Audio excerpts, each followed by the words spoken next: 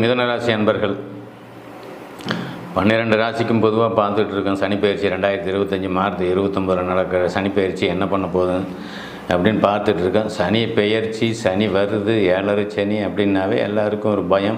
எல்லா ராசிக்காரங்களுமே உண்டு. ஒவ்வொரு ராசிக்காரங்களும் தன்னுடைய 7 சனி காலகட்டங்களில் எல்லா அனுபவத்தையும் கற்று தெரிஞ்சுக்கிட்டாங்க அப்படிங்கிறது தான் உண்மை. சனி பெயர்ச்சியில் முக்கியமானது என்னென்னா, இந்த சின்ன வயசில் 8 வயசில் 10 வயசில் எனக்கு சனி முடிஞ்சிருச்சு, இது 2வது ரவுண்டு சனி, அதனால் இது என்னை பாதிக்காது அப்படிங்கிற எண்ணத்தில் இருக்கிற நண்பர்கள் எல்லாருக்குமே பாடம் சனி எப்போ கற்றுக் கொடுக்கும்? 1 வயசு குழந்தைக்கு பாடம் கற்றுக் கொடுக்கும். 8 வயசு குழந்தை 10 வயசு குழந்தைங்களுக்கு சனி என்னென்ன தெரியாது. சனி என்னன்னு தெரியாதுன்னா அதனுடைய அர்த்தம் என்ன அப்படின்னா, கடன் என்னன்னு தெரியாது, நோய் என்னன்னு அதுக்கு தெரியாது. வந்தால் கத்தும் அழுவும், அவ்வளோதான். நீ ஹாஸ்பிட்டல் தூக்கிட்டு நீ தான் அவசரப்பட்டுக்கிட்டு இது பண்ண முடியும். அப்போ 7 சனி மனதை யாரை கலங்க வைக்கிது அப்படின்னா, அனுபவம் உள்ள வயதில் எல்லாமே உணரக்கூடிய பருவ வயசில் இருக்கக்கூடிய பக்குவ வயசில் இருக்கக்கூடிய பக்குவத்தில் இருக்கக்கூடிய பக்குவப்படக்கூடிய மக்கள் வாலிபர்களுக்குத்தான் 7 சனியினுடைய தாக்கம் என்ன, அது என்ன செய்யுது, எவ்வளோ பாதிப்பு ஏற்படுத்துதுன்னு தெரியும். ஆனால் சின்ன குழந்தையில் 8 வயசு முடிஞ்சு போச்சு, இப்போ எனக்கு 25 வயசு 27 வயசு, இப்போ என்ன ஒன்றும் பண்ணாங்களா? 27 வயசு தானே உனக்கு அனுபவமே. 27 வயசு 28 வயசில் தான் நீ சில பாடங்களை கற்றுக்க வேண்டியதாக இருக்குது. கஷ்டம்னா என்ன, தொழில்னா என்ன, வருமானம்னா என்ன, பணம் என்ன பணம் பற்றிய புரிதல்கள், இது எல்லாமே உனக்கு அந்த 20-25 வயசில் தான் வரும். அது வரைக்கும் அப்பா அம்மா சம்பாரித்து போட்டுருப்பாங்க. பணத்தை கஷ்டமும் தெரியாது, நஷ்டமும் தெரியாது. ஜாலியாக சாப்பிட்டுக்கிட்டு பைக் ஓட்டிக்கிட்டு அப்படியே ஹானஸ்ட்டாக தெரிஞ்சிருப்பீங்க. உங்கள் வயசுக்கு நீங்கள் அனுபவப்பட்டு பணம் கஷ்டத்தை நீங்கள் உணர்ன அமைப்பு தான் சனி செய்வார். 7 சனி அதுதானே செய்யும். அப்போ அதனால் மிதுன ராசி அன்பர்களுக்கு எல்லாமே 7 சனி இல்லை. இருந்தாலும் ராசிக்குள்ளே குரு வர்றது அவ்வளோ ஒன்றும் சிறப்புன்னு ஜென்ம குரு இல்லையா? ஜென்மத்தில் குரு வரும்போது ராமர் வனவாசம் போனார் அப்படிங்கிற ஒரு வாக்கியம் இருக்குல்ல. வனவாசம் அப்படிங்கிறது அந்த காலத்தில் நகரம் இல்லாதனால வனவாசத்துக்கு போனாங்க. இந்த காலத்தில் அப்படி இல்லை. இன்றைக்கெல்லாம் வனவாசங்கிறது சிட்டிக்கு போகிறது. அப்போ ஜென்மத்தில் உங்களுக்கு மிதுன ராசி அன்பர்கள் ஜென்மத்தில் குரு வருது, ஒன்றும் பெரிய இது இல்லை. அதாவது இயற்கை சுபர் அவர் தன்னுடைய ராசிக்குள்ளே நுழையிறது உங்களுடைய புத்திசாலித்தனத்தை மேம்படுத்தும், உங்களுடைய தொழிலை மேம்படுத்தும். நான் சொல்லக்கூடியது 20 வயசுலேருந்து 25 வயசு உள்ளவர்களுக்கு உன்னுடைய புத்திசாலித்தனத்தை மேம்படுத்தும், உன்னுடைய தொழிலுக்குண்டான வருமானத்தை மேம்படுத்தும். 10ஆம் இடத்தோடு சனி தொடர்பு கொள்கிறாரு. இயற்கை சுபர் வீட்டில் இன்னொரு இயற்கை சுபரோடு இணைஞ்சு செயல்படுறாரு. ஆக அதில் இருக்கக்கூடிய ராகு மே 14ஆம் தேதி திரும்ப உங்கள் ராசிக்கு 9ல் வர்றாரு. 9ல் வருவது சரியில்லை என்றாலும் கூட உங்களுக்கு எந்த பாதிப்பும் இல்லை. பாக்கியம் அப்படின்னு சொல்லக்கூடிய தகப்பன் சாணம் என்று சொல்லக்கூடிய தகப்பன் காரகன், தகப்பன் சாணாதிபதி அப்படின்னு சொல்லக்கூடிய அப்பாவுக்கு ஒரு சில பாதிப்புகளுக்கு தொழில் ரீதியாக, வருமான ரீதியாக, பொருளாதார ரீதியாக கொடுத்து சரி செய்யும். அது எவ்வளோ நாளைக்கு? ஒரு மாதத்துக்கு தான் அந்த கேப்பு. தகப்பனார் நல்லா தான் இருப்பார். தகப்பனாருக்கு பாதிப்புன்னு நான் சொல்லக்கூடிய சும்மா ஒரு மாதம் 15 நாள் 20 நாள். ஏன் அப்படின்னு சொன்னால், ராசியிலேருந்து குரு திரும்ப 9ஆம் இடத்தை பார்க்குறாரு. அப்போ தகப்பன் ஸ்தானம் அழுப்புறது. அந்த ராகுவும் இருள் வீடுன்னு சொல்லக்கூடிய அந்த ராகுக்கும் ஒரு ஒளி கிடைக்குது. அப்போ 3வது நபரிடமிருந்து வரக்கூடிய பணமாக இருந்தாலும் கண்டிப்பாக வந்து சேர்ந்துடும். யாருக்கு? அப்பாவுக்கு. நான் சொல்கிறது தகப்பனாருக்கு என்ன நடக்கும், தனக்கு என்ன நடக்கும், என்ன மற்ற உறவுகளோடு உங்களுடைய உறவுகள் எப்படி ஒத்து போகும் போகாது அப்படிங்கிறத பற்றி தான் இப்போ சொல்லிகிட்ருக்கேன். அப்போ ஜென்மத்தில் குரு வரும்போது உங்களுக்கு அபரிவிதமான ஒரு லாபமும் தொழிலும் மேன்மை அடையுங்கிறது தான் உண்மை. இது வரைக்கும் எனக்கு அரசு வேலை கிடைக்கல அப்படின்னு நினச்சிக்கிட்டு இருக்க நண்பர்களுக்கு எல்லாத்துக்குமே கண்டிப்பாக அரசு வேலைக்கு உண்டான முயற்சிகள் நீங்கள் பண்ணிங்கன்னா கண்டிப்பாக கிடைக்கும். மனுஷன் எதிர்பார்க்குறதே வேலை, இல்லைன்னா தொழில், அதுக்கப்புறம் என்ன திருமணம், அதுக்கப்புறம் என்ன வீடு வாசல். இதுதானே. இது இருந்துச்சுன்னா அவனுக்கு ஒரு கௌரவம் அந்தஸ்து கிடச்சிப்படுதில்ல. அப்போ மிதுன ராசி அன்பர்களுக்கு எல்லாமே 3ஆம் அதிபதி வலுத்து 11ல் அமர்ந்து, அதாவது 10ல் அமர்ந்து சுக்கிரனோடு இணைஞ்சு செயல்படுறாரு. கௌரவம் இருக்கும், அந்தஸ்து இருக்கும். வீட்டுக்கு வந்தால் எங்கே வேலை செய்கிற இடத்துல போனால் ஒரு மேனேஜருங்கிற ஒரு போஸ்ட் இருக்கும். 10ல் சூரியன் திப்பலங்கமாக இருப்பார் அந்த மாதத்தில். அதாவது ஜனன காலத்துலேயே 10ல் சூரியன் இருந்தால் கண்டிப்பாக உண்மையாக நீங்கள் ஒரு தலைமை பதவியிலே தலைமை பொறுப்பில் தான் 25 வயசு வாலிபர்கள் 27-30 வயசுக்குள்ளே இருக்கிறவங்கலாம் இருப்பீங்க. ஆக மிதுன ராசிக்காரர்களுக்கு செல்வம் செல்வாக்கு கூடுதலாக கிடைக்கக்கூடிய ஒரு அமைப்பு கண்டிப்பாக உண்டு. இதுவரைக்கும் குழந்தை பேர் இல்லை, ஆண் வாரிசு இல்லை. பொதுவாக மிதுன ராசினாவே பெண் குழந்தைகள் அதிகமாக வந்துடும். ஆண் வாரிசு இல்லைன்னு இயங்கக்கூடியவங்க நிறைய பேர் இருக்கிறீங்க.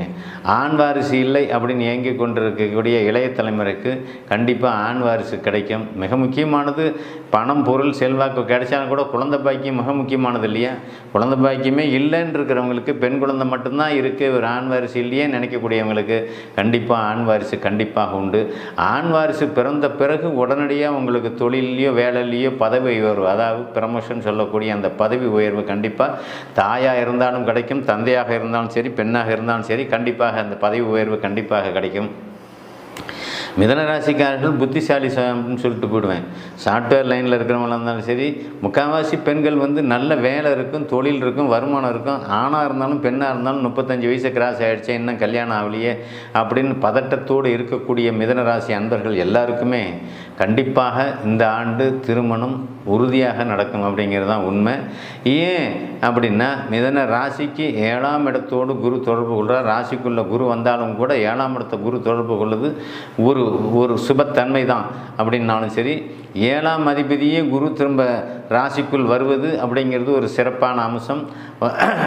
எல்லா இடத்துலையுமே உங்களுக்கு வலுவான ஒரு அமைப்பு, கிரக அமைப்புகள் சாதகமான நிலையில் இருக்குது. சுற்றுச்சூழல், உற்றார் உறவினர்கள் எல்லாமே பகையாக இருந்தவர்கள் அத்தனை பேரும் உங்கள்கிட்ட உறவாக இருப்பாங்க. புதிதாக வீடு கட்ட நினைப்பவர்கள், வீடு கட்ட முடியாத பாதி வீட்டோடு நின்று போச்சுன்னு நினச்சிட்டு இருக்கிறவங்க கண்டிப்பாக அந்த வீடு முழுமையடைய வைக்கும். வீட்டு நிலமே எனக்கு இல்லை, நாம் ஒரு வீட்டு நிலமாக அதை வாங்கி போட முடியலையே அப்படின்னு நினச்சிட்டு இருந்த நண்பர்கள் எல்லாருக்குமே நல்ல ஒரு வீட்டு நிலம் வாங்கி நீங்கள் அதில் வீடு கட்டக்கூடிய அமைப்பு கண்டிப்பாக உண்டு. ராசிக்கு 4ஆம் அதிபதி ராசிக்கு 10ல் உங்களுக்கு உட்காந்துட்ருக்காரு. இதுதான் ராசி அதிபதியும் அவரே, 4ஆம் அதிபதியும் அவரே, 10ல் அமர்ந்திருக்கிறார். இயற்கை சுபரான சுக்கிரனுடைய இணைவில் அமர்ந்திருக்கிறார். அவருடைய நண்பரான சனியின் நினைவில் இருக்கிறாருங்கிறது தான் உண்மை. அப்போ கேந்திர பலத்தோடு இருக்கக்கூடிய அமைப்பில் வீடு, வலுவான வீடு, நல்ல மொசைக்கு போட்டு டைல்ஸ் போட்டு பிரமாதமாக பலபலன்னு கலையான வீடு கட்டுவீங்கிறது தான் அங்கே உண்மை. அதே சமயத்தில் பெண்கள், திருமணம் ஆகாதவர்கள், ரொம்ப தாமத திருமணத்தில் இருப்பவங்களுக்கு நல்ல கணவர் கிடைப்பார். அதுதான் உண்மை.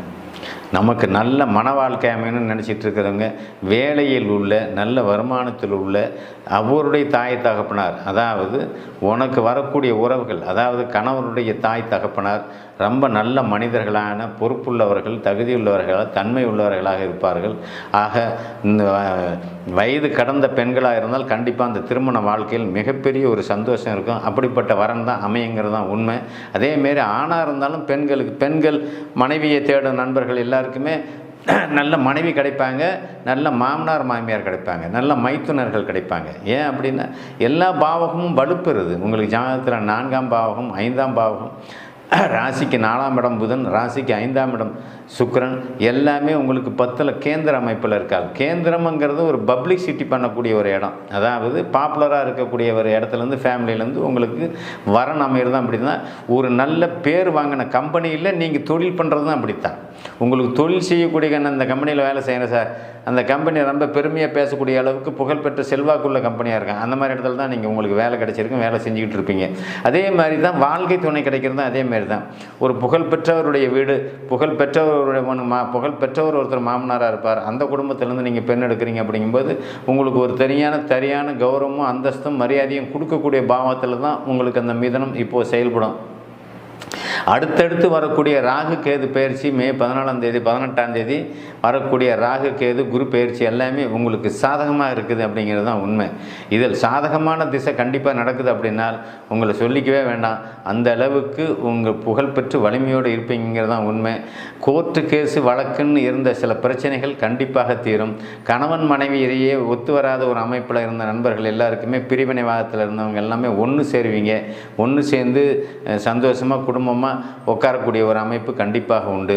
வாழ்க்கையில் நில சம்பந்தப்பட்ட விஷயத்தில் கோர்ட்டு கேஸுன்னு போனவங்க, பங்காளிகள் விஷயத்தில் கோர்ட்டு கேஸுன்னு போனவங்க, இது எல்லாமே கம்ப்ளீட்டாக உங்களுக்கு ரிலீஃப் ஆகக்கூடிய ஒரு அமைப்பு தான் இதில் வரும். கோர்ட்டு கேஸுன்னாவே உங்களுக்கு அது ஃபைனல் ஆகும், பைசூல் ஆகும், உங்களுக்கு சாதகமான ஒரு தீர்ப்பு வரும். இது எல்லாமே இங்கே நடக்கும். வேலையில் உள்ளவர்கள் எச்சரிக்கையாக இருக்கணும். என்ன பண்ணாலும் வேலையில் இருக்கிறவங்க, இப்போ 10ஆம் அதிபதி 2 பாவரோட இணைகிறார் அப்படி இல்லையா, இந்த ஒரு மாதத்தில் இந்த வேலையில் அரசு வேலையில் இருக்கிறவங்களா இருந்தாலும் சரி, தனியார் துறையில் வேலை வாய்ப்பில் இருக்கிறவங்களா இருந்தாலும் தயவு செஞ்சு வேலையை விட்டுறக்கூடாது. வேலையை விட்டுட்டிங்க அப்படின்னா அப்புறம் ஒரு வருஷத்துக்கு உங்களுக்கு வேலை கிடைக்கிறது கஷ்டமாக இருக்கும். கிடைக்கும், பிடிக்காது, இதோட மோசமான இடத்துல போய் கிடைக்கும். அப்போ வேலை விட்டுட்டிங்க அப்படின்னா ஏன்டா அந்த வேலையை விட்டோம், அந்த வேலையிலேயே இருந்திருந்தால் பரவாயில்லையே, கொஞ்சம் நல்லா இருந்திருக்குமே அப்படின்ற எண்ணங்களும் சிந்தனையும் கண்டிப்பாக உண்டு. அதில் எந்த மாற்று கருத்தும் கிடையாது. அதனால் தயவு செஞ்சு இளைஞர்கள் தொழில் விஷயத்துலேயும் வேலை விஷயத்துலேயும் மட்டும் கவனமாக இருக்கணும். மற்ற விஷயங்கள் எல்லாமே தானாக நல்ல முறையில் நடக்கும். நன்றி, வணக்கம்.